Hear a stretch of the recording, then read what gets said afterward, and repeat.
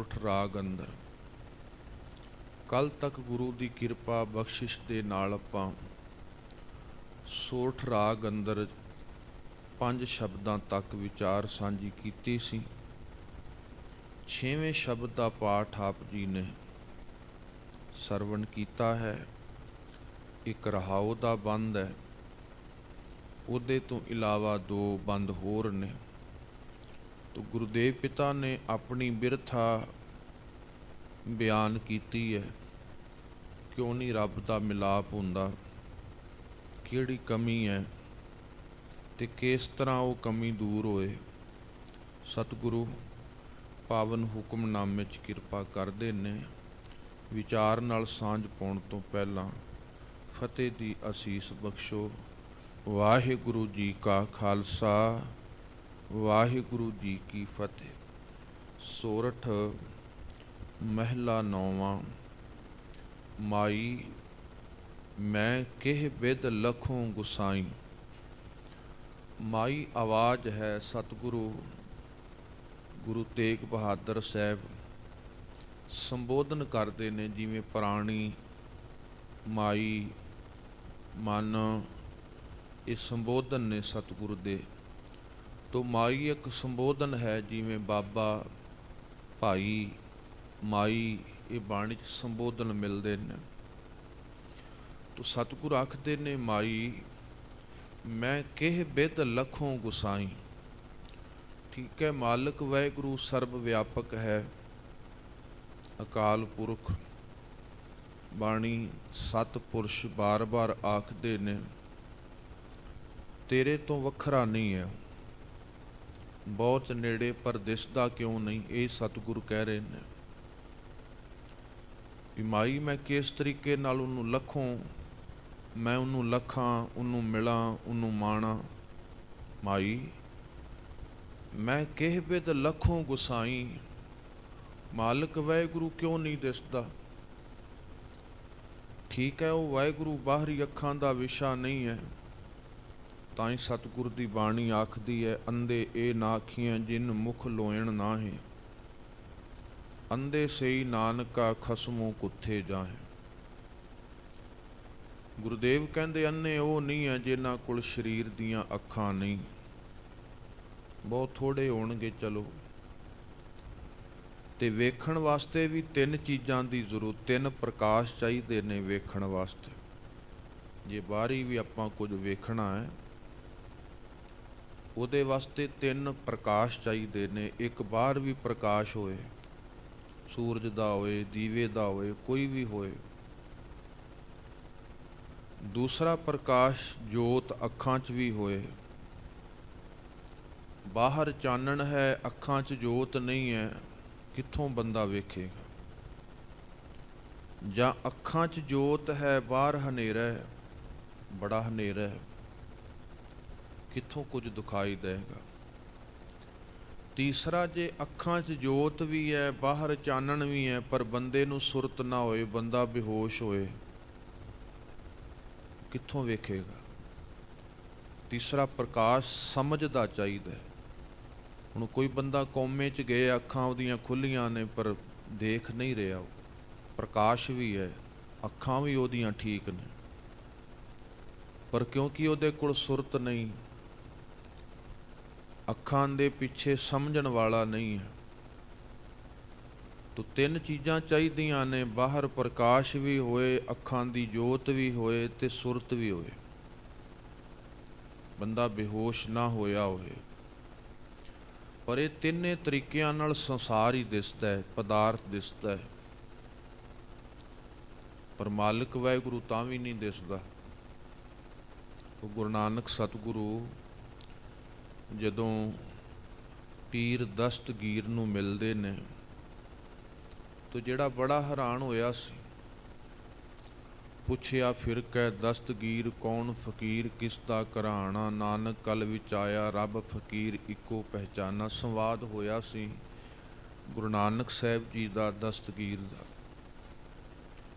ਤੇ ਉਸ ਸੰਵਾਦ ਵਿੱਚੋਂ ਇੱਕ ਬਾਤ ਉਹਨੇ ਪੁੱਛੀ ਸੀ, ਸਤਿਗੁਰੂ ਜੇ ਅੱਲਾ ਹੈ ਫਿਰ ਉਹ ਦਿਸਦਾ ਕਿਉਂ ਨਹੀਂ ਹੈ? ਤੇ ਉੱਥੇ ਗੁਰੂ ਨਾਨਕ ਸਾਹਿਬ ਨੇ ਉਦਾਹਰਣ ਦੁੱਧ ਦੀ ਦਿੱਤੀ ਸੀ। ਜੋ ਉਹਨਾਂ ਨੇ ਗੁਰੂ ਨਾਨਕ ਸਾਹਿਬ ਨੂੰ ਦੁੱਧ ਦਾ ਛੰਨਾ ਪੇਸ਼ ਕੀਤਾ ਸੀ ਤੇ ਉੱਥੇ ਗੁਰੂ ਨਾਨਕ ਸਾਹਿਬ ਨੇ ਕਿਹਾ ਸੀ, ਸਾਈਂ ਦਰਵੇਸ਼, ਆ ਦੁੱਧ ਵਿੱਚ ਘਿਓ ਹੁੰਦਾ ਹੈ, ਹਾਂ ਸਤਿਗੁਰੂ ਹੁੰਦਾ ਹੈ, ਪਰ ਸਤਿਗੁਰ ਕਹਿੰਦੇ ਹੈ ਤੇ ਨਹੀਂ। ਉਹ ਕਹਿਣ ਲੱਗਾ, ਸਤਿਗੁਰ ਹੈ ਪਰ ਦਿਸਦਾ ਨਹੀਂ ਹੈ। ਸਤਿਗੁਰ ਕਹਿੰਦੇ, ਫਿਰ ਦਿਸੇਗਾ ਕਿਵੇਂ? ਸਤਿਗੁਰ ਪਹਿਲੋਂ ਜਾਗ ਲਾਵਾਂਗੇ, ਦਹੀਂ ਜੰਮੇਗਾ, ਫਿਰ ਰਿੜਕਾਂਗੇ, ਫਿਰ ਘਿਓ ਮੱਖਣ ਨਿਕਲਦਾ। ਤੇ ਗੁਰੂ ਨਾਨਕ ਸਾਹਿਬ ਨੇ ਕਿਹਾ ਸੀ, ਦੇਖ ਦੁੱਧ ਵਿੱਚ ਘਿਓ ਹੈ ਪਰ ਦਿਖਾਈ ਦੇ ਨਹੀਂ ਦੇ ਰਿਹਾ, ਪਰ ਹੈ। ਪਰ ਹਾਂ, ਜਾਗ ਲਾ ਕੇ ਦੁੱਧ ਚੋਂ ਘਿਓ ਪ੍ਰਗਟ ਕੀਤਾ ਜਾ ਸਕਦਾ ਹੈ, ਵੇਖਿਆ ਵਿਖਾਇਆ ਜਾ ਸਕਦਾ ਹੈ। ਪਰ ਗੁਰਦੇਵ ਕਹਿੰਦੇ, ਗੁਰੂ ਦੇ ਸ਼ਬਦ ਨਾਲ, ਨਾਮ ਨਾਲ ਜੁੜ ਕੇ ਮਾਲਕ ਦਾ ਅਨੁਭਵ ਤੇ ਆ ਸਕਦਾ ਹੈ, ਪਰ ਬਾਹਰ ਫਿਰ ਵੀ ਕਿਸੇ ਨੂੰ ਦਿਖਾਇਆ ਨਹੀਂ ਜਾ ਸਕਦਾ। ਬੜਾ ਸੂਖਸ਼ਮ ਹੈ, ਉਹ ਮਾਣਿਆ ਜਾ ਸਕਦਾ ਹੈ, ਪਰ ਗੁਰਦੇਵ ਜੀ ਕਹਿੰਦੇ ਉਹ ਫੜ ਕੇ ਕਿਸੇ ਦੂਜੇ ਨੂੰ ਨਹੀਂ ਦਿਖਾਇਆ ਜਾ ਸਕਦਾ। ਜਿਵੇਂ ਦੁੱਧ ਵਿੱਚ ਹੁਣ ਘਿਓ ਹੈ ਪਰ ਦਿਖਾਈ ਨਹੀਂ ਦਿੰਦਾ, ਸਤਿਗੁਰ ਕਹਿੰਦੇ ਇਸੇ ਤਰ੍ਹਾਂ ਉਹ ਅੱਖਾਂ ਦਾ ਵਿਸ਼ਾ ਨਹੀਂ ਹੈ। ਨਾਨਕ ਸੇ ਅੱਖੜੀਆਂ ਬੇਅੰਨ ਜਿਨੀ ਦਿਸੰਦੋ ਮਾਂ ਪਿਰੀ।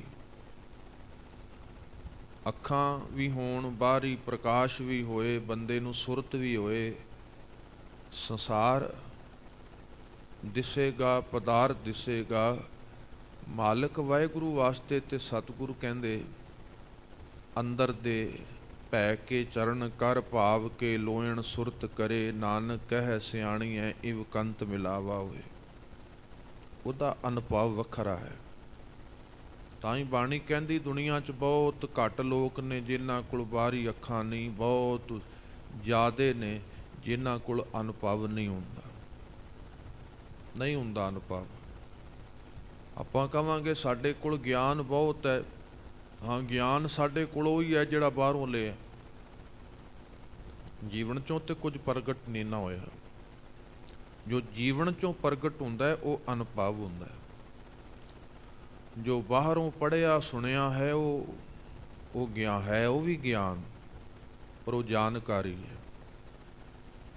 ਜਿਵੇਂ ਮੈਂ ਪੜ੍ਹ ਲਵਾਂ ਜਾਂ ਸੁਣ ਲਵਾਂ ਕਿਸੇ ਕੋਲੋਂ ਵੀ ਗੁੜ ਬਹੁਤ ਮਿੱਠਾ ਹੁੰਦਾ ਹੈ, ਇਹ ਜਾਣਕਾਰੀ ਹੈ, ਇਹ ਗਿਆਨ ਹੈ। ਪਰ ਜਦੋਂ ਉਹਨੂੰ ਖਾ ਲਵਾਂਗੇ ਉਹ ਅਨੁਭਵ ਹੈ। ਪਹਿਲੋਂ ਜਾਣਿਆ ਹੀ ਸੀ ਮਿੱਠਾ ਹੁੰਦਾ, ਫਿਰ ਉਹਨੂੰ ਮਾਣ ਲਿਆ, ਅਨੁਭਵ ਮਾਨਣਾ ਹੁੰਦਾ ਹੈ। ਤੋ ਇਸ ਵਾਸਤੇ ਜਿਹੜਾ ਗਿਆਨ ਬਾਹਰੋਂ ਹੈ, ਜਾਣਕਾਰੀ ਹੈ ਸਾਡੇ ਕੋਲ, ਪਰ ਜੀਵਨ ਦੇ ਵਿੱਚ ਉਹਦਾ ਅਹਿਸਾਸ, ਉਹਦਾ ਹੋਣਾ, ਉਹਦਾ ਮਾਨਣਾ ਜਾਣਕਾਰੀ 'ਚੋਂ ਨਹੀਂ ਹੈ। ਰੱਬ ਕੋਈ ਜਾਣਕਾਰੀਆਂ ਦਾ ਵਿਸ਼ਾ ਨਹੀਂ ਹੈ ਵੀ ਕਥਾ ਸੁਣ ਕੇ ਆਪਾਂ ਜਾਣਕਾਰੀਆਂ ਇਕੱਠੀਆਂ ਕਰਨੀਆਂ ਨੇ, ਜਾਂ ਜਿਹਨੂੰ ਜ਼ਿਆਦੀਆਂ ਜਾਣਕਾਰੀਆਂ ਨੇ ਉਹ ਧਰਮੀ ਹੋਏਗਾ, ਐਸਾ ਨਹੀਂ ਹੈ। ਐਸਾ ਨਹੀਂ ਹੈ।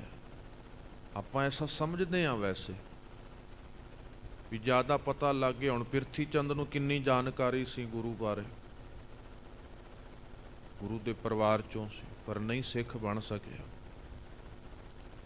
ਸੋ ਪਰਮਾਤਮਾ ਮਸਲਾ ਜਾਣਕਾਰੀ ਦਾ ਨਹੀਂ ਹੈ ਵੀ ਜਿੰਨੀਆਂ ਜਾਣਕਾਰੀਆਂ ਇਕੱਠੀਆਂ ਕਰਾਂਗੇ ਤਾਂ ਹੀ। ਗੁਰੂ ਗ੍ਰੰਥ ਸਾਹਿਬ 'ਚ ਕੋਈ ਜਾਣਕਾਰੀ ਨਹੀਂ ਦਿੱਤੀ ਸਾਹਿਬ ਨੇ ਅਸੀਂ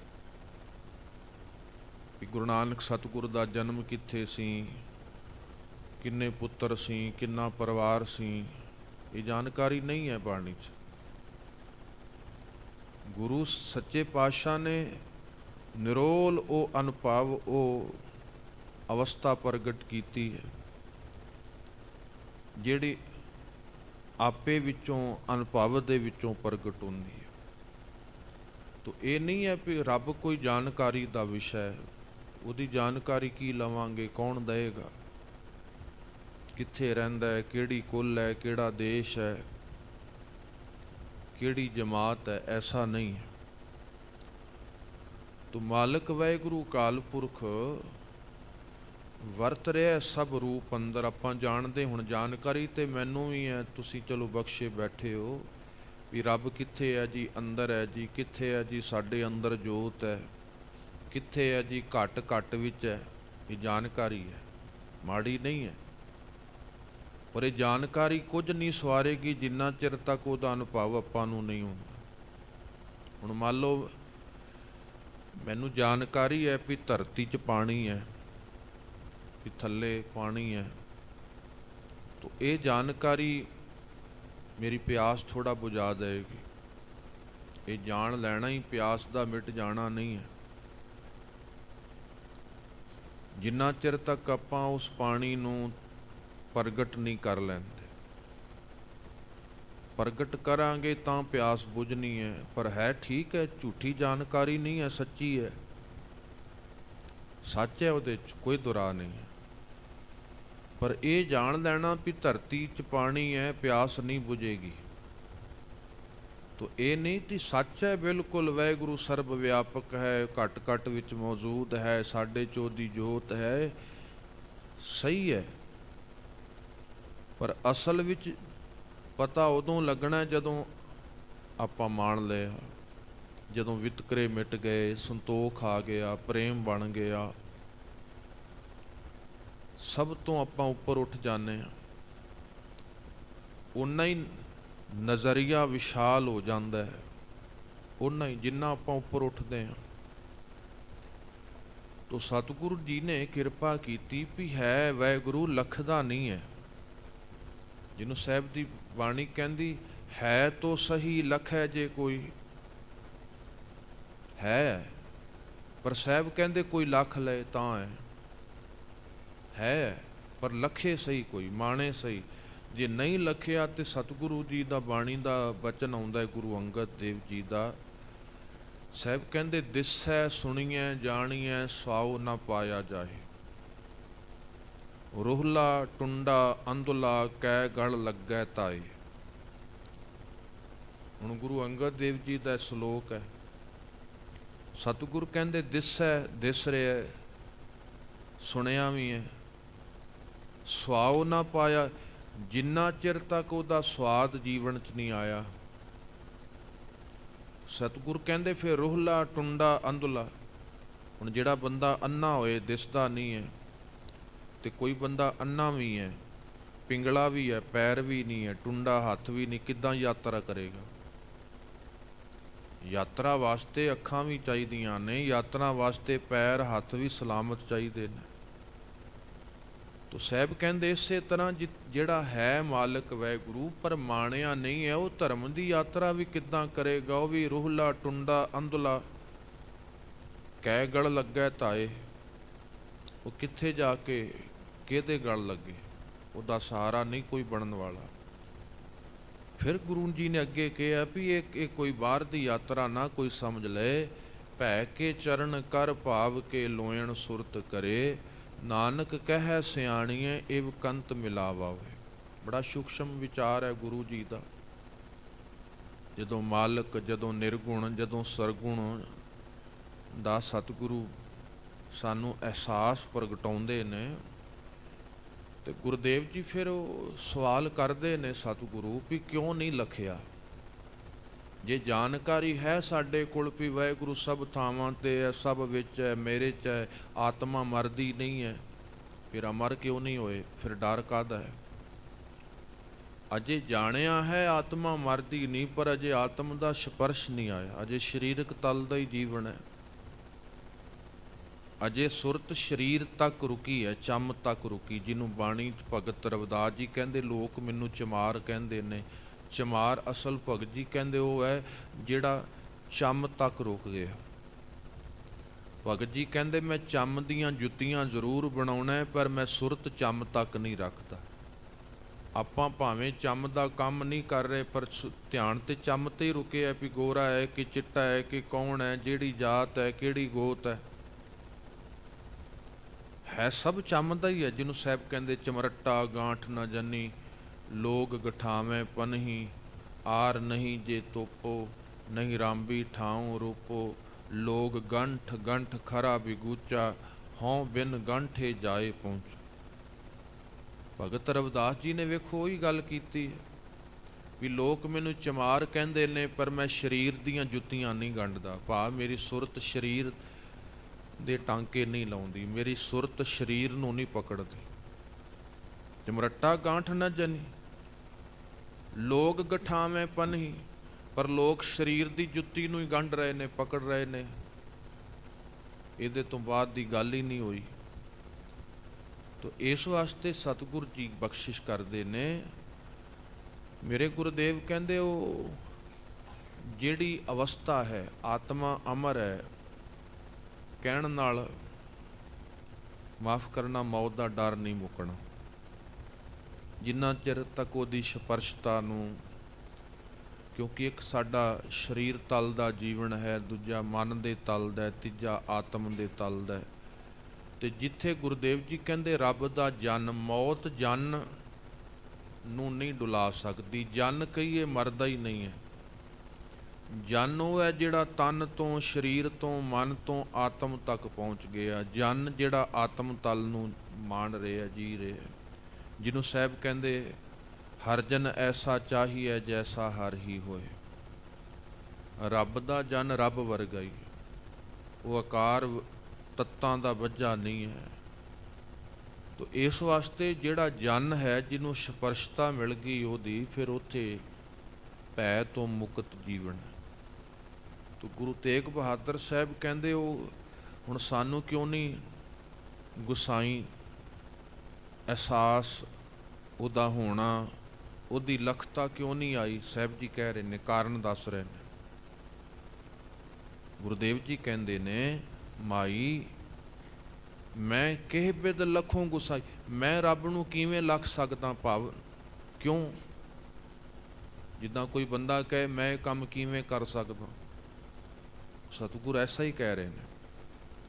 ਇਹ ਨਹੀਂ ਕਹਿ ਰਹੇ ਮੈਂ ਕਿਵੇਂ ਲਖਾਂ, ਇਹ ਕਹਿ ਰਹੇ ਨੇ ਮੈਂ ਕਿਵੇਂ ਲੱਖ ਸਕਦਾ ਹਾਂ। ਜਾਂ ਮੈਂ ਦਾ ਅਰਥ ਹੈ ਅਸੀਂ ਜਦੋਂ ਆਪਾਂ ਪੜਾਂਗੇ, ਕਿਉਂਕਿ ਸਤਿਗੁਰ ਤੇ ਰੱਬ ਦੇ ਹੀ ਸਰੂਪ ਨੇ। ਗੁਰੂ ਤੇ ਮੋਹ ਮਾਇਆ ਤੋਂ, ਪਕੜ ਤੋਂ ਬਹੁਤ ਉੱਪਰ ਨੇ। ਮੇਰੇ ਗੁਰਦੇਵ ਦਾ ਨਾਮ ਹੀ ਤਿਆਗਮਲ ਨਹੀਂ ਸੀ, ਤਿਆਗ ਦੀ ਮੂਰਤ ਸਤਿਗੁਰੂ। ਬਚਪਨ ਤੋਂ ਲੈ ਕੇ ਤਿਆਗਦੇ ਹੀ ਰਹੇ, ਤਿਆਗਦੇ ਹੀ ਰਹੇ। ਜਦੋਂ ਲੋੜ ਪਈ ਕਿਸੇ ਦੇ ਧਰਮ, ਕਿਸੇ ਦੇ ਜਨੇਊ ਵਾਸਤੇ, ਸਾਹਿਬ ਨੇ ਆਪਣਾ ਸ਼ੀਸ਼ ਵੀ ਤਿਆਗਿਆ। ਸ਼ੀਸ਼ ਦੀਆ ਪਰ ਸਿਰਰ ਨਾ ਦੀਆ। ਅੱਜ ਮੇਰੇ ਸਤਿਗੁਰੂ ਵੱਡੇ ਭਰਾ ਦਾ ਵਿਆਹ ਹੈ, ਬਾਬਾ ਗੁਰਦਿੱਤਾ ਜੀ ਦਾ। ਤੋ ਸਤਿਗੁਰ ਦੇ ਤਨ ਤੇ ਮਾਤਾ ਨਾਨਕੀ ਨੇ ਬੜੀ ਸੋਹਣੀ ਪੁਸ਼ਾਕ ਪਾਈ, ਬੜੇ ਸੋਹਣੇ ਲੱਗਦੇ ਨੇ। ਮਾਂ ਦੀਆਂ ਅੱਖਾਂ ਅੱਗੇ ਪੁੱਤ ਸੋਹਣਾ ਲੱਗਦਾ ਹੀ ਹੈ। ਪਰ ਜਦੋਂ ਮਾਂ ਨਾਨਕੀ ਨੇ ਵੇਖਿਆ ਵੀ ਤੇਗ ਬਹਾਦਰ ਸਤਿਗੁਰ ਦਾ ਨਾਮ ਤਿਆਗਮਲ ਸੀ, ਗਲੀ 'ਚ ਗਏ, ਬੱਚਿਆਂ ਦੇ ਕੋਲ ਗਏ। ਜਦੋਂ ਵਾਪਸ ਪਰਤਿਆ ਤਨ ਤੇ ਪੁਸ਼ਾਕ ਨਹੀਂ ਹੈ। ਮਾਂ ਨਾਨਕੀ ਨੇ ਪੁੱਛਿਆ ਵੀ ਕਿੱਥੇ ਗਈ ਪੁਸ਼ਾਕ? ਮਾਂ ਮੈਂ ਬਾਹਰ ਕੋਈ ਬੱਚਾ ਵੇਖਿਆ ਜਿਹਦੇ ਤਨ ਤੇ ਲੀਰਾਂ ਹੀ ਸੀ। ਮਾਂ ਮੈਨੂੰ ਪਤਾ ਹੈ ਤੁਸੀਂ ਹੋਰ ਪੁਸ਼ਾਕ ਮੈਨੂੰ ਪਾ ਦਿਓਗੇ, ਪਰ ਉਹਨੂੰ ਆਸ ਨਹੀਂ ਸੀ ਕੱਪੜੇ ਦੀ। ਮੈਂ ਆਪਣੇ ਤਨ ਦਾ ਬਸਤਰ ਲਾਹ ਕੇ ਮਾਂ ਉਹਦਾ ਤਨ ਕੱਜ ਆਇਆ। ਤੇ ਸੱਚ ਜਾਣਿਓ ਸਾਰਾ ਜੀਵਨ ਹੀ ਸਤਿਗੁਰੂ ਕੱਜਦੇ ਰਹੇ, ਢੱਕਦੇ ਰਹੇ, ਤਿਆਗਦੇ ਰਹੇ। ਤਿਆਗ ਦੀ ਮੂਰਤ, ਸੀਸ ਦੀਆ, ਤਿਆਗਦਿਆਂ ਤਿਆਗਦਿਆਂ ਸੀਸ ਵੀ ਤਿਆਗ ਦਿੱਤਾ। ਤੋ ਮੈਂ ਤਾਂ ਬੇਨਤੀ ਕਰ ਰਿਹਾ, ਇਹ ਅਵਸਥਾ ਇਹ ਨਹੀਂ ਵੀ ਸਤਿਗੁਰ ਤੇ ਮਾਲਕ ਦਾ ਰੂਪ ਹੈ, ਨਹੀਂ ਵੀ ਸਤਿਗੁਰ ਦੇ ਵਿੱਚ ਮੋਹ ਹੈ, ਸਤਿਗੁਰ ਦੇ ਵਿੱਚ ਪਕੜ ਹੈ, ਸਤਿਗੁਰ 'ਚ ਮਾਇਆ ਹੈ। ਉਸ ਜਦੋਂ ਬਾਣੀ ਪੜ੍ਹਾਂਗੇ ਆਪਾਂ, ਉੱਥੇ ਅਸੀਂ ਆਪਣੇ ਆਪ ਨੂੰ ਰੱਖ ਕੇ ਫਰਿਆਦ ਕਰਾਂਗੇ। ਇਹ ਅਵਸਥਾ ਸਾਡੀ ਹੈ, ਸਾਡੇ ਮਨ ਦੀ ਹੈ, ਜੋ ਗੁਰੂ ਬਿਆਨ ਕਰਦਾ ਹੈ। ਤੋ ਸਾਹਿਬ ਜੀ ਕਹਿੰਦੇ ਕਿਸ ਤਰੀਕੇ ਨਾਲ ਮਾਲਕ ਵਾਹਿਗੁਰੂ ਲਖਿਆ ਜਾ ਸਕੇ? ਕਿਉਂ? ਕਿਉਂਕਿ ਮਹਾ ਮੋਹ ਅਗਿਆਨ ਤਿਮਰ ਮੋਹ ਮਨ ਮੈਂ ਰਹੇ ਉਰਜਾਈ। ਹੁਣ ਮੇਰੇ ਮਨ 'ਚ ਤੇ ਆਹ ਚੀਜ਼ਾਂ ਵਰਤ ਰਹੀਆਂ ਨੇ, ਰੱਬ ਨੂੰ ਕਿੱਦਾਂ ਲੱਖ ਲਵਾਂ, ਕਿਵੇਂ ਉਹਦੀ ਸਪਰਸ਼ਤਾ ਮਾਨ ਲਵਾਂ? ਤੋ ਸਾਹਿਬ ਕਹਿੰਦੇ ਕੀ ਹੈ? ਮਹਾ ਮੋਹ। ਗੁਰਦੇਵ ਜੀ ਕਹਿੰਦੇ ਮੋਹ ਬੜਾ ਤਕੜਾ ਹੈ। ਮਹਾਂ ਦਾ ਅਰਥ ਹੈ ਵੱਡਾ, ਬਹੁਤ ਮੋਹ। ਮੋਹ ਦੇ ਵਿੱਚ ਫਿਰ ਖੁਦਗਰਜੀ ਆ ਜਾਂਦੀ ਹੈ। ਮੋਹ ਦੇ ਵਿੱਚ ਸਵਾਰਥ ਆ ਜਾਂਦਾ ਹੈ, ਮੋਹ ਦੇ ਵਿੱਚ ਪਕੜ ਆ ਜਾਂਦੀ, ਅਤੇ ਮੋਹ ਕਰਕੇ ਆਪਾਂ ਦੁਖੀ ਹਾਂ। ਜਾਂ ਜਿਨ੍ਹਾਂ ਨੇ ਮੋਹ ਦਾ ਦਾਇਰਾ ਤੋੜ ਕੇ ਪ੍ਰੇਮ ਬਣਾ ਲਿਆ ਜੀਵਨ 'ਚੋਂ ਬੜੇ ਸੁਖੀ ਨੇ। ਮੋਹ ਵਾਲਾ ਦੁਖੀ, ਅਸੀਂ ਦੁਖੀ ਹੈ ਹੀ ਮੋਹ ਕਰਕੇ ਹਾਂ। ਤੋ ਗੁਰਦੇਵ ਜੀ ਕਹਿੰਦੇ ਜਾਂ ਬਾਣੀ 'ਚ ਸਾਹਿਬ ਨੇ ਕਿਰਪਾ ਕੀਤੀ ਹੈ, ਮੋਹ ਇੱਕ ਚਿੱਕੜ ਵਰਗਾ ਹੈ ਜਿਹਦੇ 'ਚ ਬੰਦਾ ਖੁੱਭ ਜਾਏ ਤੇ ਖੁੱਭ ਹੀ ਜਾਂਦਾ ਹੈ। ਜਿਵੇਂ ਦਲਦਲ 'ਚ ਬੰਦਾ ਜਿਵੇਂ ਨਿਕਲਣ ਦਾ ਯਤਨ ਕਰਦਾ, ਉੱਦਾਂ ਹੀ ਹੋਰ ਖੁੱਭਦਾ ਜਾਂਦਾ ਹੈ, ਹੋਰ ਉਹ ਦਲਦਲ ਬੰਦੇ ਨੂੰ ਜਕੜਦੀ ਜਾਂਦੀ ਹੈ। ਤੋ ਸਤਿਗੁਰ ਨੇ ਇਸੇ ਤਰ੍ਹਾਂ ਬੋਲ ਕੇ ਨੈਨ ਤਿਤ ਸਰਵਰੜੈ ਭਾਈਲੇ ਨਿਵਾਸਾ, ਪਾਣੀ ਪਾਵਕ ਤਿਨੇ ਕੀਆ, ਪੰਕਜ ਮੋਹ ਪਗ ਨਹੀਂ ਚਾਲੈ। ਪੰਕਜ ਦਾ ਅਰਥ ਪੰਕਜ ਚਿੱਕੜ, ਪੰਕ ਵੈਸੇ ਚਿੱਕੜ ਨੂੰ ਕਹਿੰਦੇ ਨੇ, ਪੰਕਜ ਕਮਲ ਦੇ ਫੁੱਲ ਨੂੰ ਵੀ ਕਹਿੰਦੇ ਨੇ ਜਿਹੜਾ ਚਿੱਕੜ 'ਚ ਪੈਦਾ ਹੁੰਦਾ। ਤੋ ਸਾਹਿਬ ਕਹਿੰਦੇ ਮੋਹ ਦਾ ਚਿੱਕੜ ਹੈ, ਦਲਦਲ ਖੁੱਭਦੇ ਗਏ ਤੇ ਮੋਹ ਵਾਲੇ ਆਪਣੇ ਘਰ ਪਰਿਵਾਰ ਨੂੰ ਹੀ ਸੰਸਾਰ ਸਮਝਦੇ ਨੇ। ਉਹਨਾਂ ਨੂੰ ਨਹੀਂ ਕਿਸੇ ਦਾ ਦੁੱਖ ਦਿਸਿਆ, ਉਹਨਾਂ ਨੂੰ ਨਹੀਂ ਕਿਸੇ ਦੀ ਭੁੱਖ ਦਿਸੀ, ਉਹਨਾਂ ਨੇ ਨਹੀਂ ਕਿਸੇ ਦਾ ਤਨ ਕੱਜਿਆ, ਮੋਹ ਸੀ ਨਾ। ਤੇ ਜਿਹੜੇ ਪ੍ਰੇਮ ਵਿੱਚ ਜਿਉਂਦੇ ਨੇ ਉਹਨਾਂ ਵਾਸਤੇ ਸਾਰਾ ਸੰਸਾਰ ਪਰਿਵਾਰ ਬਣ ਜਾਂਦਾ। ਮੈਂ ਬੇਨਤੀ ਕੀਤੀ, ਜਿਹੜਾ ਮੋਹ 'ਚ ਜੀ ਰਿਹਾ ਉਹਦੇ ਵਾਸਤੇ ਘਰ ਹੀ ਸੰਸਾਰ ਹੈ, ਪਰਿਵਾਰ ਹੀ ਸੰਸਾਰ ਹੈ। ਜਿਹੜਾ ਪ੍ਰੇਮ ਦੇ ਵਿੱਚ ਜੀ ਰਿਹਾ ਉਹਦੇ ਵਾਸਤੇ ਸੰਸਾਰ ਹੀ ਪਰਿਵਾਰ ਹੈ। ਉਹ ਸਾਰੇ ਸੰਸਾਰ ਨੂੰ ਆਪਣਾ ਪਰਿਵਾਰ ਸਮਝਦਾ, ਜਿੱਥੇ ਫਿਰ ਸੇਵਾ ਹੈ, ਪਰਉਪਕਾਰ ਹੈ। ਭਗਤ ਪੂਰਨ ਸਿੰਘ ਨੇ ਸੰਸਾਰ ਨੂੰ ਆਪਣਾ ਪਰਿਵਾਰ ਬਣਾ ਲਿਆ, ਪਿੰਗਲਿਆਂ ਨੂੰ, ਅਨਾਥਾਂ ਨੂੰ, ਕੋੜੀਆਂ ਨੂੰ। ਇਹ ਪ੍ਰੇਮ ਦੀ ਨਿਸ਼ਾਨੀ ਹੈ। ਜਦੋਂ ਜੀਵਨ 'ਚ ਪ੍ਰੇਮ ਵਰਤਦਾ, ਪ੍ਰੇਮ ਰੱਬ ਦਾ ਗੁਣ ਹੈ, ਪ੍ਰੇਮ ਗੁਰੂ ਦਾ ਸੁਭਾਅ ਹੈ। ਮੋਹ ਸਾਡੀ ਪਕੜ ਹੈ ਜਿਹੜੀ ਅੰਦਰੋਂ ਪੈਦਾ ਹੁੰਦੀ ਹੈ। ਤੋ ਜਿਹੜਾ ਮੋਹ ਦੇ ਵਿੱਚ ਹੈ ਉਹ ਚਿੱਕੜ 'ਚ ਖੁੱਭ ਗਿਆ, ਨਾ ਉਹ ਸੇਵਾ ਕਰ ਸਕਿਆ, ਮੋਹ 'ਚ ਪਕੜਿਆ ਉਹ, ਤੇ ਕਈ ਤੇ ਸੰਗਤ 'ਚ ਨਹੀਂ ਆ ਸਕੇ। ਇੰਨਾ ਮੋਹ ਹੈ ਘਰ ਨਾਲ, ਪਰਿਵਾਰ ਨਾਲ, ਉਹ ਦਰਵਾਜ਼ਾ ਹੀ ਨਹੀਂ ਟੱਪ ਸਕੇ। ਨਾ ਸੇਵਾ ਵਰਤੀ, ਨਾ ਸੰਗਤ ਵਰਤੀ, ਨਾ ਪਰਉਪਕਾਰ ਵਰਤਿਆ। ਉਹ ਫਿਰ ਉਹ ਦਲਦਲ ਵਿੱਚ ਹੀ ਖੁੱਭਦੇ ਰਹੇ। ਤੋ ਗੁਰੂ ਤੇਗ ਬਹਾਦਰ ਸਾਹਿਬ ਜੀ ਕਹਿ ਰਹੇ ਨੇ, ਵਾਹਿਗੁਰੂ ਕੀ ਕਰਾਂ, ਮਹਾ ਮੋਹ ਆ, ਮੋਹ ਬੜਾ ਤਕੜਾ ਹੈ, ਇਹ ਪਕੜ ਲੈਂਦਾ। ਬੜੇ ਪਕੜੇ ਗਏ ਮੋਹ ਦੇ ਵਿੱਚ, ਬੜੇ ਦੇਵਤੇ ਰੋਂਦੇ ਵੇਖੇ, ਅਵਤਾਰੀ ਪੁਰਸ਼ ਰੋਂਦੇ ਵੇਖੇ। ਮੋਹ ਦੇ ਵਿੱਚ ਬੜੇ ਰੋਂਦੇ। ਜਿਹੜੇ ਪ੍ਰੇਮ ਦੇ ਵਿੱਚ ਜਿਉਂਦੇ ਨੇ, ਰਹੇ ਜ਼ਰੂਰ, ਪਰਿਵਾਰ ਜ਼ਰੂਰ ਸਾਂਭੇ, ਧੀ ਪੁੱਤ ਸ਼ੌਂਕ ਨਾਲ ਪਾਲੇ, ਪਰ ਰੋਏ ਨਹੀਂ। ਬੜੇ ਸ਼ੌਂਕ ਨਾਲ ਪਾਲੇ ਪੁੱਤ ਗੁਰੂ ਗੋਬਿੰਦ ਸਿੰਘ ਸਾਹਿਬ ਨੇ। ਪਰ ਠੀਕ ਹੈ, ਜਿੱਥੇ ਸਮਾਂ ਬਣਿਆ ਸਬੱਬ ਬਣਿਆ, ਕੋਈ ਨਹੀਂ। ਜਿਸ ਕੀ ਵਸਤ ਸੋਈ ਲੈ ਜਾਏਗਾ, ਰੋਸ ਕਿਸੇ ਕਿਉਂ ਕੀਜੈ। ਤੋ ਸਾਹਿਬ ਜੀ ਕਹਿੰਦੇ ਤਾਂ ਕਰਕੇ ਮਹਾ ਮੋਹ, ਅਗਿਆਨ ਤਿਮਰ ਹਨੇਰਾ, ਗਿਆਨ ਅਗਿਆਨਤਾ ਦਾ ਹਨੇਰਾ। ਕਿਉਂ ਨਹੀਂ ਦਿਸਦਾ? ਕਿਉਂਕਿ ਅਗਿਆਨਤਾ ਦਾ ਹਨੇਰਾ ਬਾਹਰੀ ਨਹੀਂ ਹੈ, ਫਿਜ਼ੀਕਲ। ਤੇ ਠੀਕ ਹੈ, ਸਾਡੇ ਕੋਲ ਸਾਧਨ ਬੜੇ ਨੇ, ਤੇ ਗੁਰਦੇਵ ਜੀ ਕਹਿੰਦੇ ਉਹਦੇ ਵਾਸਤੇ 1-2 ਚੰਦਰਮਾ ਨਹੀਂ, 100 ਹਜ਼ਾਰਾਂ ਵੀ ਹੋ ਜਾਣ। ਸੂਰਜ ਦੇ ਪ੍ਰਕਾਸ਼ ਕੋਲ ਤਾਕਤ ਨਹੀਂ ਹੈ ਸਾਡੀ ਅੰਦਰ ਦੀ ਅਗਿਆਨਤਾ ਦੂਰ ਕਰਨ ਦੀ। ਜੇ 100 ਚੰਦਾ ਉਗਵੈ, ਸੂਰਜ ਚੜ੍ਹੈ ਹਜ਼ਾਰ, ਏਤੇ ਚਾਨਣ ਹੁੰਦਿਆਂ ਗੁਰ ਬਿਨ ਘੋਰ ਅੰਧਾਰ। ਉਹ ਬਾਹਰੀ ਪ੍ਰਕਾਸ਼ ਭਾਵੇਂ ਤਾਂ ਹੀ ਕਿਸੇ ਉਹ ਪਿਆਰੇ ਦੇ ਬੋਲ ਮੈਂ ਕਈ ਵਾਰ ਸਾਂਝੇ ਕਰਦਾ ਹੁੰਨਾ, ਦੌਰੇ ਤਰੱਕੀ ਕੇ ਅੰਦਾਜ਼ ਨਿਰਾਲੇ हैं, ਦਿਲੋਂ में अंधेरे सड़कों पे उजाले हैं। ਅੱਜ ਦਾ ਜੋ ਹਾਲ ਹੈ, ਸੜਕਾਂ ਤੇ ਬੜਾ ਚਾਨਣ ਹੈ, ਬੜਾ ਤਰੱਕੀ ਦਾ ਦੌਰ ਚੱਲ ਰਿਹਾ ਹੈ, ਪਰ ਹਨੇਰਾ ਅੰਦਰ ਵਰਤ ਰਿਹਾ। ਕੀ ਕਰੀਏ? ਦੀਵੇ ਅੰਦਰ ਨੀਨਾ। ਤਾਂ ਹੀ ਸਾਹਿਬ ਕਹਿੰਦੇ ਉਹ ਠੀਕ ਹੈ, ਆਪਾਂ ਗਹਿਰਾ ਭਾਵ ਨਹੀਂ ਨਾ ਜਾਣਦੇ ਬਹੁਤ ਵਾਰ। ਦੀਵਾਲੀ ਦੀ ਰਾਤ ਦੀਵੇ ਬਾਲੀਅਨ, ਭਾਈ ਗੁਰਦਾਸ ਜੀ ਦਾ ਇਹ ਬਚਨ ਹੈ, ਬੜਾ ਪੜ੍ਹਿਆ ਜਾਣਾ ਹੈ। ਪਰ ਆਪਾਂ ਉਹ ਵਿਚਾਰਿਆ ਨਹੀਂ ਹੈ, ਆਪਾਂ ਗਹਿਰਾਈ ਨਹੀਂ, ਆਪਾਂ ਉਦਾਹਰਨ ਨੂੰ ਪਕੜ ਲੈਂਦੇ ਹਾਂ। ਪਰ ਭਾਈ ਸਾਹਿਬ ਜੀ ਉੱਥੇ ਉਦਾਹਰਨ ਦੇ ਰਹੇ ਨੇ ਵੀ ਬਾਹਰੋਂ ਬਲਿਆ ਦੀਵਾ ਸਦਾ ਨਹੀਂ ਬਲਿਆ ਰਹਿ ਸਕਦਾ, ਉਹਨੇ ਬੁੱਝ ਜਾਣਾ। ਕਿੰਨੇ ਦੀਵੇ ਦੀਵਾਲੀ ਨੂੰ ਬਲਣਗੇ, ਅਗਲੇ ਦਿਨ ਬੁੱਝ ਜਾਣੇ ਨੇ। ਕਿੰਨੇ ਫੁੱਲ ਖਿੜਦੇ ਨੇ ਬਗੀਚੀ 'ਚ, ਮੁਰਝਾ ਜਾਣਗੇ। ਕਿੰਨੇ ਤਾਰੇ ਰਾਤ ਨੂੰ ਦਿਸਦੇ ਨੇ, ਸਵੇਰੇ ਦਿਖਾਈ ਨਹੀਂ ਦਿੰਦੇ। ਇਹ ਸਾਰੀਆਂ ਉਦਾਹਰਨਾਂ ਦਿੱਤੀਆਂ ਨੇ ਭਾਈ ਸਾਹਿਬ ਨੇ ਵੀ ਬਾਕੀ ਬਾਹਰੀ ਤੌਰ 'ਤੇ ਜੋ ਕੁਝ ਹੈ ਨਾ ਉਹ ਸਦਾ ਨਹੀਂ ਰਹਿਣ ਵਾਲਾ। ਇਸ ਵਾਸਤੇ ਭਾਈ ਸਾਹਿਬ ਜੀ ਨੇ ਦੱਸਿਆ ਵੀ ਜਿਹੜਾ ਜੋਤ, ਜਿਹੜਾ ਗਿਆਨ, ਜਿਹੜਾ ਪ੍ਰਕਾਸ਼, ਜਿਹੜਾ ਅਨੁਭਵ ਗੁਰੂ ਕੋਲੋਂ ਮਿਲਦਾ ਉਹ ਸਦਾ ਵਰਤ ਹੈ, ਉਹ ਸਦੀਵੀ ਵਰਤੇਗਾ ਜੀਵਨ ਦੇ ਵਿੱਚ। ਤੋ ਤਾਂ ਕਰਕੇ ਧਰਮ ਦੇ ਜਗਤ 'ਚ ਵੀ ਦੀਵਾ ਜੋਤ ਹੈ ਨਾ, ਆਪਾਂ ਕਹਿੰਦੇ ਜੋਤ 10 ਪਾਤਸ਼ਾਹੀਆਂ ਦੀ ਜੋਤ ਜਾਂ ਦੀਵਾ, ਉਹ ਜੋਤ ਸਿੰਬੋਲਿਕ ਹੈ, ਉਹ ਪ੍ਰਤੀਕ ਹੈ ਉਸ ਅਨੁਭਵ ਦਾ, ਉਸ ਅਨੁਭਵ ਦਾ ਪ੍ਰਤੀਕ ਹੈ। ਉਹ ਜੋਤ ਜਿਵੇਂ ਬਾਹਰ ਦੀਵਾ ਬਲੇ ਅੰਧੇਰਾ ਜਾਏ, ਜਿਵੇਂ ਬਾਹਰੋਂ ਦੀਵਾ ਬਲਦਾ ਹੈ ਹਨੇਰਾ ਚਲਾ ਜਾਂਦਾ ਹੈ। ਸਾਹਿਬ ਕਹਿੰਦੇ ਇਸੇ ਤਰ੍ਹਾਂ ਜਦੋਂ ਅੰਦਰ ਗਿਆਨ ਆ ਗਿਆ, ਅਗਿਆਨਤਾ ਮਿਟ ਜਾਣੀ। ਉਹ ਜਦੋਂ ਅੰਦਰ ਗਿਆਨ ਆਏਗਾ, ਅਗਿਆਨਤਾ ਮਿਟ ਜਾਣੀ ਹੈ। ਬਾਹਰ ਦੀਵਾ ਵੱਖਰਾ ਹੈ, ਅੰਦਰ ਗਿਆਨ ਦਾ ਦੀਵਾ ਵੱਖਰਾ ਹੈ।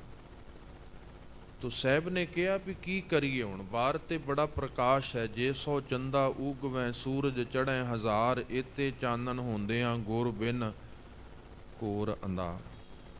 ਗੁਰੂ ਤੋਂ ਬਿਨਾਂ ਜੀਵਨ ਦਾ ਹਨੇਰਾ ਨਹੀਂ ਮਿਟਦਾ, ਤੇ ਸਾਡੇ ਦੁੱਖਾਂ ਦਾ ਕਾਰਨ ਹੈ ਹੀ ਹਨੇਰਾ। ਅਸੀਂ ਦੁਖੀ ਕਿਉਂ ਆ?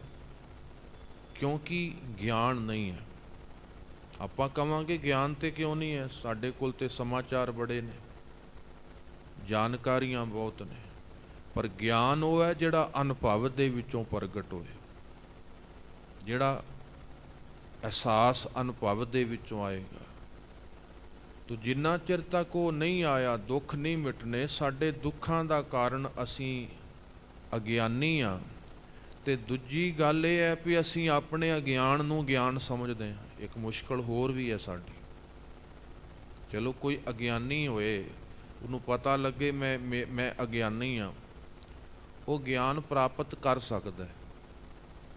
ਪਰ ਸਾਡੀ ਮੁਸ਼ਕਲ ਹੋਰ ਬਣ ਗਈ ਹੈ, ਅਸੀਂ ਆਪਣੀ ਅਗਿਆਨਤਾ ਨੂੰ ਹੀ ਗਿਆਨ ਸਮਝ ਲਿਆ। ਅਸੀਂ ਦੀਵੇ ਬਾਲਣ ਨੂੰ ਹੀ ਧਰਮ ਸਮਝ ਲਿਆ। ਅਸੀਂ ਫੋਟੋਆਂ ਪੂਜਣ ਨੂੰ ਹੀ ਰੱਬ ਦੀ ਪੂਜਾ ਸਮਝ ਲਈ ਹੈ। ਅਸੀਂ ਸੋਚਿਆ ਸੋਚ ਨਾ ਹੋਵੀ, ਜੇ ਸੋਚੀ ਲਖਵਾਰ, ਬਾਹਰ ਨਹਾਉਣ ਦੇ ਨਾਲ ਹੀ ਅਸੀਂ ਧਰਮ ਦੀ ਪਵਿੱਤਰਤਾ ਸਮਝ ਲਈ ਹੈ। ਇਹ ਸਾਡੀ ਮੁਸ਼ਕਲ ਬਣ ਗਈ। ਅਸੀਂ ਆਪਣੀ ਅਗਿਆਨਤਾ ਨੂੰ ਗਿਆਨ ਸਮਝ ਲਿਆ, ਹੁਣ ਛੱਡਦੇ ਨਹੀਂ। ਤਾਂ ਕਰਕੇ ਫਿਰ ਬਦਲਾਅ ਨਹੀਂ ਆਉਂਦਾ, ਤਾਂ ਕਰਕੇ ਫਿਰ ਜੀਵਨ ਦੇ ਅੰਦਰ ਕੋਈ ਸੁੱਖ ਆਨੰਦ ਨਹੀਂ ਵਰਤਿਆ। ਤੋ ਸਾਹਿਬ ਜੀ ਕਹਿੰਦੇ ਇਤਨਾ ਕੁ ਮੋਹ ਪੈ ਗਿਆ ਅਗਿਆਨਤਾ ਨਾਲ। ਤੇ ਸਤਿਗੁਰ ਨੇ ਤਾਂ ਹੀ ਬੋਲ ਕੇ ਆਪਾਂ, ਸਾਹਿਬ ਕਹਿੰਦੇ ਗੁਰੂ ਦੀ ਸਿੱਖਿਆ ਬੜੀ ਪਿਆਰੀ ਹੈ, ਪਰ ਮੰਨਦੇ ਕਿਉਂ ਨਹੀਂ? ਉਹ ਗੁਰੂ ਨੇ ਕਾਰਨ ਨਹੀਂ ਦੱਸੇ। ਸਾਹਿਬ ਕਹਿੰਦੇ ਨਾਨਕ ਗੁਰੂ ਨਾ ਚੇਤਨੀ, ਮਨ ਆਪਣੇ ਸੁਚੇਤ। ਸਾਹਿਬ ਕਹਿੰਦੇ ਗੁਰੂ ਨੂੰ ਨਹੀਂ ਚੇਤਿਆ, ਗੁਰੂ ਨੂੰ ਯਾਦ ਨਹੀਂ ਰੱਖਿਆ, ਗੁਰੂ ਦੀ ਸਿੱਖਿਆ ਨਹੀਂ ਮੰਨੀ। ਕਿਉਂ ਨਹੀਂ ਮੰਨੀ? ਮਨ ਆਪਣੇ ਸੁਚੇਤ। ਆਪਣੇ ਮਨ ਵੀ ਸਮਝਦਾ ਮੈਨੂੰ ਤੇ ਪਤਾ ਹੀ ਹੈ, ਕਿ ਮੈਨੂੰ ਤੇ ਪਤਾ ਹੀ ਹੈ। ਆਪਣੀ ਅਗਿਆਨਤਾ ਨੂੰ ਗਿਆਨ ਸਮਝ ਲੈਂਦਾ। ਫਿਰ ਹਾਲ ਪਤਾ ਕੀ ਹੁੰਦਾ? ਸਾਹਿਬ ਕਹਿੰਦੇ ਹਾਲ ਤਿਲਾਂ ਬੁਆੜ ਦੇ ਬੂਟਿਆਂ ਵਰਗਾ ਹੁੰਦਾ। ਤੁਸੀਂ ਖੇਤੀ ਕੀਤੀ ਹੋਏ ਕਿ ਕੁਝ ਫਸਲਾਂ ਨਾ, ਜਿਵੇਂ ਝੋਨਾ ਵੀ ਹੈ, ਜੇ ਕਈ ਵਾਰ ਖਾਦ ਜਾਂ ਰੂੜੀ ਜ਼ਿਆਦਾ ਪੈ ਜਾਏ ਨਾ, ਖਾਸ ਤੌਰ 'ਤੇ ਬਾਸਮਤੀ ਨੂੰ, ਉਹਦੇ ਬੂਟੇ ਉੱਚੇ ਹੋ ਜਾਂਦੇ ਨੇ, ਪਰ ਮੁੰਜਰਾਂ ਨਹੀਂ ਪੈਂਦੀਆਂ, ਉਹਨੂੰ ਦਾਣਾ ਨਹੀਂ ਪੈਂਦਾ। ਇੱਦਾਂ ਹੀ ਤਿਲਾਂ ਦੇ ਬੂਟਿਆਂ 'ਚ ਬੁਆੜ ਦੇ ਬੂਟੇ ਜਿਹੜੇ ਬਹੁਤ ਵੱਡੇ ਹੋ ਜਾਂਦੇ ਨੇ ਹਰੇ, ਪਰ ਉਹਨਾਂ ਨੂੰ ਫਲੀਆਂ ਵਿੱਚ ਦਾਣੇ ਨਹੀਂ ਪੈਂਦੇ। ਉਹ ਫਲੀਆਂ ਅੰਦਰੋਂ ਕਾਲੀਆਂ ਹੁੰਦੀਆਂ ਨੇ। ਫਿਰ ਕਿਸਾਨ ਕੀ ਕਰਦਾ? ਬਾਕੀ ਬੂਟੇ ਤੇ ਪੱਲੀ 'ਚ ਪਾ ਕੇ ਆਪਣੇ ਵਿਹੜੇ 'ਚ ਲੈ ਜਾਂਦਾ ਹੈ। ਜਿਹੜੇ ਬੁਆੜ ਦੇ ਬੂਟੇ ਨੇ ਉਹ ਖੇਤਾਂ 'ਚ ਹੀ ਛੱਡ ਦਿੰਦਾ, ਜਿਹਨੂੰ ਪਸ਼ੂ ਲਤਾੜਦੇ ਨੇ, ਕੋਈ ਬਾਲਣ ਵਾਸਤੇ ਵਰਤ ਲੈਂਦਾ, ਉਹ ਨਿਖਸਮੇ ਰਹਿ ਜਾਂਦੇ ਨੇ। ਤੇ ਗੁਰੂ ਨਾਨਕ ਨੇ ਇਹ ਉਦਾਹਰਨ ਦਿੱਤੀ, ਨਾਨਕ ਗੁਰੂ ਨਾ ਚੇਤਨੀ ਮਨ ਆਪਣੇ ਸੁਚੇਤ, ਛੁੱਟੇ ਤਿਲ ਬੁਆੜ ਜਿਉਂ ਸੁੰਝੇ ਅੰਦਰ ਖੇਤ। ਸਾਹਿਬ ਕਹਿੰਦੇ ਜਿਵੇਂ ਖੇਤ ਵਿੱਚ ਜਿਹੜੇ ਬੂਟੇ ਬੜੇ ਵੱਡੇ ਬਣੇ ਸੀ, ਜਿਹੜੇ ਹਰੇ ਲੱਗਦੇ ਸੀ ਜ਼ਿਆਦਾ, ਪਰ ਉਹ ਦਾਣੇ ਨਹੀਂ ਪਏ ਉਹਨਾਂ 'ਚ। ਕਈ ਵਾਰ ਬੰਦੇ ਦਾ ਬਾਹਰੋਂ ਵਿਸਥਾਰ ਲੱਗਦਾ ਪਰ ਅੰਦਰ ਗਿਆਨ ਨਹੀਂ ਹੁੰਦਾ, ਬਾਹਰੋਂ ਲੱਗਦਾ। ਤੋ ਸਾਹਿਬ ਕਹਿੰਦੇ ਫਿਰ ਛੁੱਟੇ ਤਿਲ ਬੁਆੜ ਜਿਉਂ ਸੁੰਝੇ ਅੰਦਰ ਖੇਤ, ਖੇਤੈ ਅੰਦਰ ਛੁੱਟਿਆ ਕਹੋ ਨਾਨਕ ਸੋ ਨਾ, ਫਲੀਆਂ ਫੁੱਲੀਆਂ ਬਪੜੇ ਪੀਤਨ ਵਿੱਚ ਸੁਆ। ਸਤਿਗੁਰੂ ਕਹਿੰਦੇ ਬਹੁਤ ਵਾਰ ਗੁਰੂ ਦੇ ਗਿਆਨ ਸੋਝੀ ਤੋਂ ਬਿਨਾਂ ਜੀਵਨ ਬੁਆੜ ਦੇ ਬੂਟੇ ਵਰਗਾ ਹੁੰਦਾ, ਤਿਲਾਂ ਦੇ ਬੂਟੇ ਵਰਗਾ। ਉਹਦਾ ਵਿਸਥਾਰ ਤੇ ਬੜਾ ਹੋਇਆ ਬਾਹਰੀ ਤੌਰ ਤੇ, ਪਰ ਉਹਦੇ ਅੰਦਰ ਤੱਤ ਦਾਣੇ ਨਹੀਂ ਆਏ। ਇਸੇ ਤਰ੍ਹਾਂ ਬਾਹਰੀ ਤੌਰ ਤੇ ਖਿਲਾਰਾ ਅਸੀਂ ਖਿਲਾਰ ਲੈਂਦੇ ਹਾਂ, ਪਰ ਜੀਵਨ 'ਚ ਤੱਤ ਗਿਆਨ ਨਹੀਂ ਹੁੰਦਾ। ਬਾਅਦ ਵਿੱਚ ਫਿਰ ਨਿਖਸਮੇ ਹੁੰਦੇ ਹਾਂ, ਫਿਰ ਜੀਵਨ ਦੁੱਖ ਪਾਉਂਦਾ ਹੈ। ਤੋ ਦੁੱਖਾਂ ਦਾ ਕਾਰਨ ਹੈ ਸਾਹਿਬ ਕਹਿੰਦੇ ਸਾਡੀ ਅਗਿਆਨਤਾ। ਜਿੰਨੀ ਅਗਿਆਨਤਾ ਹੋਏਗੀ ਓਨੇ ਦੁਖੀਆਂ। ਜਿੰਨਾ ਗਿਆਨ, ਗਿਆਨ ਮੈਂ ਫਿਰ ਬੇਨਤੀ ਕਰਾਂ ਜਾਣਕਾਰੀ ਨਹੀਂ, ਗਿਆਨ ਅਨੁਭਵ ਅੰਦਰ ਦੀ ਲਖਤਾ, ਜਿਤਨੀ ਸੋਝੀ ਹੋਏਗੀ ਜੀਵਨ ਓਨਾ ਸੁਖੀ ਹੋਏਗਾ, ਓਨਾ ਜੀਵਨ ਸੁਖੀ ਹੈ। ਤਾਂ ਕਰਕੇ ਗਿਆਨੀ ਜੀਵਨ 'ਚ ਸੁੱਖ ਮਾਣਦਾ ਹੈ। ਅਗਿਆਨੀ ਵਾਸਤੇ ਸੰਸਾਰ ਦੁੱਖਾਂ ਦਾ ਘਰ ਹੈ। ਗਿਆਨੀ ਵਾਸਤੇ ਸੱਚੇ ਤੇਰੇ ਖੰਡ, ਸੱਚੇ ਬ੍ਰਹਮੰਡ, ਸੱਚੇ ਤੇਰੇ ਲੋ, ਸੱਚੇ ਆਕਾਰ। ਜਿਹਨੂੰ ਗਿਆਨ ਆ ਗਿਆ ਇਹ ਜਗ ਸੱਚਾ ਕੀ ਹੈ ਕੋਠੜੀ, ਸੱਚੇ ਕਾ ਵਿਚਵਾਸ। ਤੋ ਗੁਰਦੇਵ ਜੀ ਕਿਰਪਾ ਕਰਦੇ ਨੇ, ਕਿਉਂ ਨਹੀਂ ਲਖਿਆ ਗਿਆ? ਜਿਹੜਾ ਘੱਟ ਘੱਟ ਵਿੱਚ ਮੌਜੂਦ ਹੈ, ਸਭ ਥਾਵਾਂ ਤੇ ਵਰਤ ਰਿਹਾ, ਜਿਹੜਾ ਨੇੜੇ ਤੋਂ ਨੇੜੇ ਹੈ ਮਾਲਕ ਵਾਹਿਗੁਰੂ, ਫਿਰ ਲਖਿਆ ਕਿਉਂ ਨਹੀਂ? ਸਤਿਗੁਰ ਕਹਿੰਦੇ ਪਹਿਲਾ ਕਾਰਨ ਹੈ ਮਹਾ ਮੋਹ, ਵੀ ਮੋਹ ਬੜਾ ਹੈ, ਉਧਰ ਧਿਆਨ ਹੀ ਨਹੀਂ ਦਿੱਤਾ। ਮੋਹ ਵਾਲਾ ਬੰਦਾ ਜਪਜੀ ਸਾਹਿਬ ਵੱਲ ਧਿਆਨ ਕਿੱਥੋਂ ਦੇਵੇਗਾ? ਮੋਹ ਹੈ ਸੰਗਤ ਦਾ ਧਿਆਨ ਆਇਆ ਹੀ ਨਹੀਂ, ਮੋਹ ਹੈ ਸੇਵਾ ਦਾ ਧਿਆਨ ਆਇਆ ਹੀ ਨਹੀਂ, ਮੋਹ ਹੈ ਪੁੰਨ ਦਾਨ ਆਇਆ ਹੀ ਨਹੀਂ, ਆਪਣੇ ਤੱਕ ਹੀ ਸੁੰਗੜ ਜਾਂਦਾ।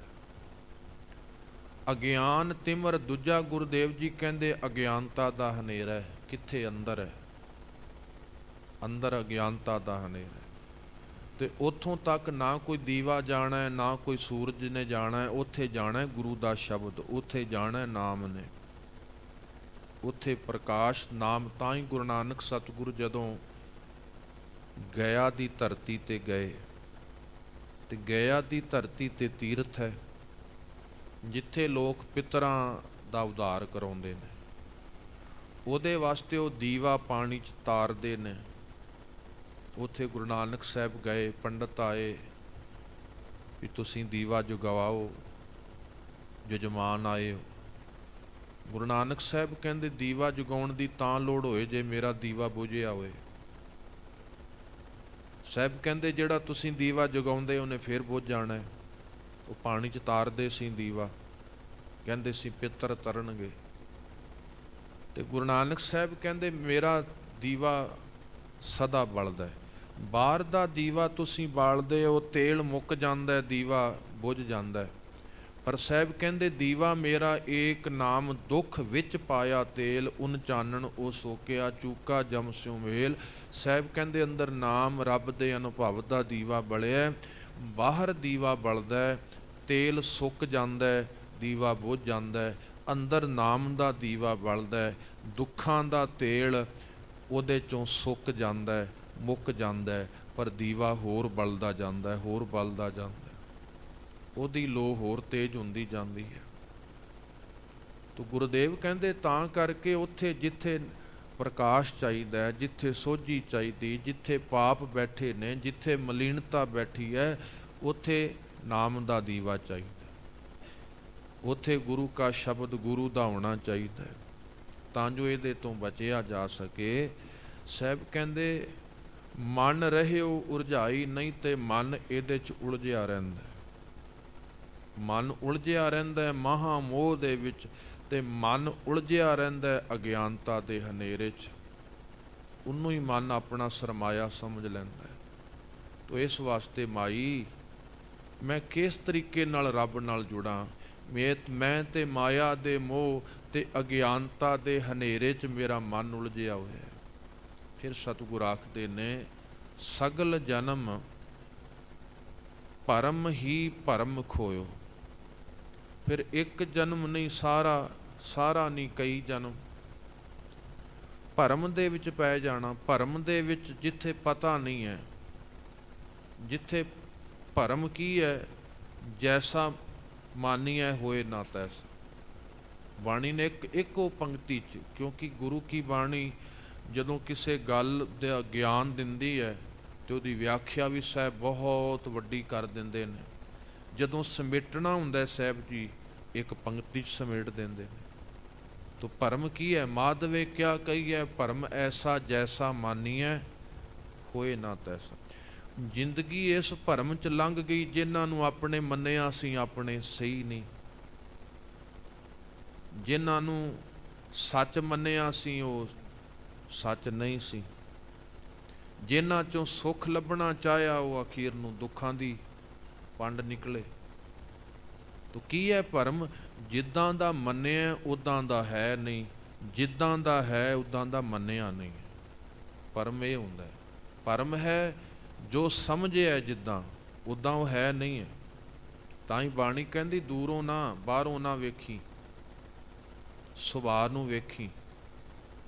साहब कहंदे अखां नाल वेखदे आ एक तुम्मा बहुत सोहना लगदा, तुसीं खरबूजे वर्गा हुंदा है। राजस्थान जां रेतले ਜਾਂ ਜਿੱਥੇ ਖੁਸ਼ਕੀ ਦੇ ਇਲਾਕੇ ਨੇ ਉੱਥੇ ਆ ਕੌੜ ਤੁੰਮਾ ਇਹ ਚੀਜ਼ਾਂ ਹੁੰਦੀਆਂ ਨੇ।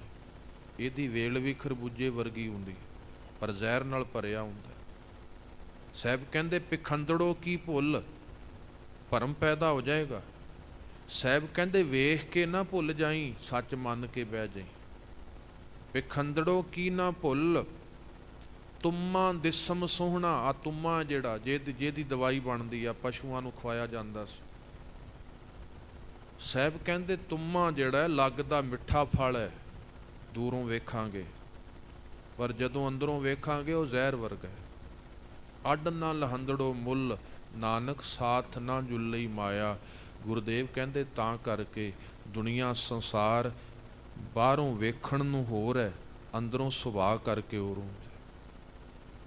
ਜ਼ਰੂਰੀ ਨਹੀਂ ਹੈ ਜੋ ਦਿਸ ਰਿਹਾ ਉਹ ਸੱਚ ਹੈ, ਜ਼ਰੂਰੀ ਨਹੀਂ ਹੈ। ਉਹ ਤਾਂ ਹੀ ਗੁਰਦੇਵ ਜੀ ਕਹਿੰਦੇ ਪਤਾ ਉਦੋਂ ਲੱਗਦਾ ਜਾਂ ਵਾਹ ਪਏ ਜਾਂ ਰਾਹ ਪਏ।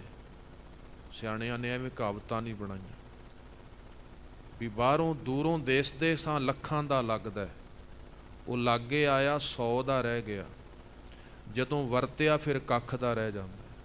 ਇੱਦਾਂ ਲੱਗਦੇ ਨੇ ਦੂਰੋਂ ਰਿਸ਼ਤੇ ਲੱਖਾਂ ਕਰੋੜਾਂ ਦੇ ਲਾਗੇ, ਜਦੋਂ ਵਾਹ ਪਿਆ ਜਦੋਂ ਵਰਤੇ ਫਿਰ ਕੋਰਟ ਕਚਹਿਰੀ, ਫਿਰ ਆਪਾਂ ਕਹਿੰਦੇ ਤੇ ਕੱਖ ਦੇ ਨਹੀਂ।